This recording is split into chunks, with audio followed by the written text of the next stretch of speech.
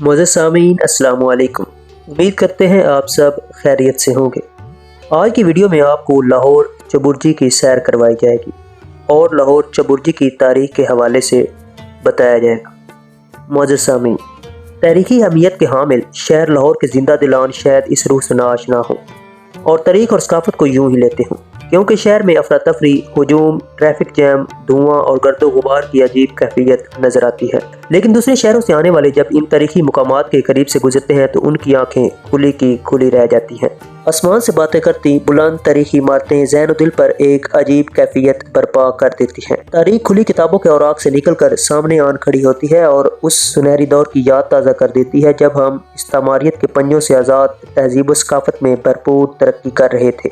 لاہور میں دو مختلف دنیائیں آباد ہیں: شالمی دروازہ چبرجی، شاہی قلعہ، شالامار باغ، مزار قطب الدین ایبک، مزار حفیظ جلندری، اقبال مزار، انارکلی، حضوری باغ اور بارہ دری، مسجد وزیر خان اور بادشاہی مسجد اور اس جیسی بہت سی یادگاریں کسی اور دنیا سے تعلق رکھتی ہیں اور اپنی بقا کی جنگ لڑ رہی ہیں۔ دوسری طرف صنعت کاروں کی دنیا ہے جو تہذیبی اور ثقافتی ورثے کو آہستہ آہستہ نگل رہی ہے۔ چبرجی دراصل مغلیہ باغات میں انتہائی ممتاز اور وسیع ترین باغ کا دروازہ تھا جو مغل شہزادی زیب النساء سے منسوب ہے۔ اس تاریخی عمارت دروازے کے 4 مینار ہیں اور اسی مناسبت سے اس کا نام چوبرجی رکھا گیا ہے۔ اس تاریخی عمارت پر انتہائی نفیس کام کیا گیا ہے۔ 1843 میں آنے والے شدید زلزلے میں شمال مغربی مینار کو نقصان پہنچا اور یہ منہدم ہو گیا، جبکہ مرکزی حصے میں دراڑیں بھی پڑ گئی۔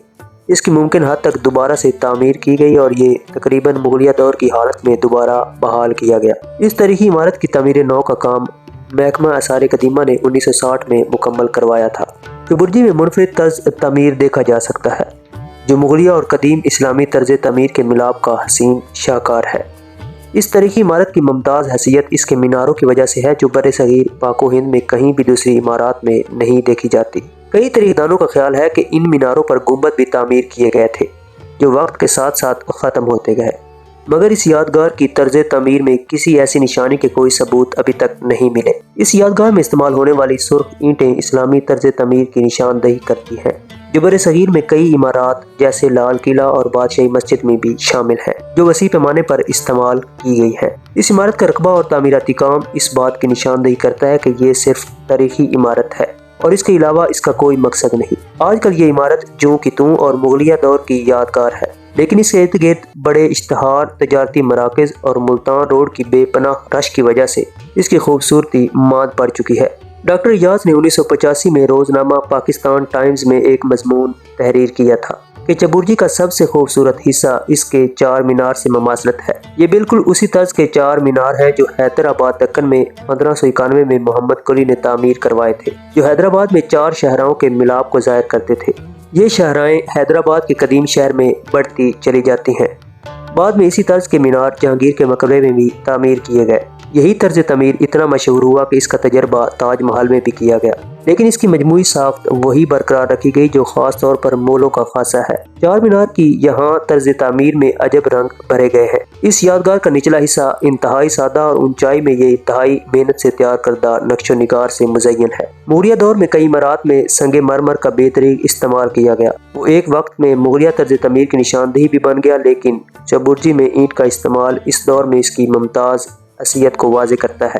یہ یادگار در حقیقت زیب النساء کا داخلی دروازہ ہوا کرتا تھا۔ زیب النساء بیگم بادشاہ اورنگزیب کی شہزادی تھی اور اس کے باغ کے بارے میں خیال کیا جاتا ہے کہ کبھی یہ نواں کوٹ سے لاہور شہر کے مرکز کی جانب شمال میں توسیع شدہ باغ تھا۔ اب اتنے وسیع پیمانے پر اس باغ کے پھیلاؤ کے کوئی نشانات بھی اس علاقے میں موجود نہیں ہے۔ شاید اس کی وجہ یہاں بڑے پیمانے پر ہونے والی آبادی میں اضافہ ہے۔ معزز سامعین، مزید معلوماتی ویڈیوز کے لیے ہمارے چینل کو سبسکرائب کیجیے، ویڈیوز کو لائک اور کمنٹ کیجیے، دوستوں کے ساتھ شیئر کیجیے اور ہماری حوصلہ افزائی کیجیے۔ دعاؤں میں یاد رکھیے۔ اللہ حافظ۔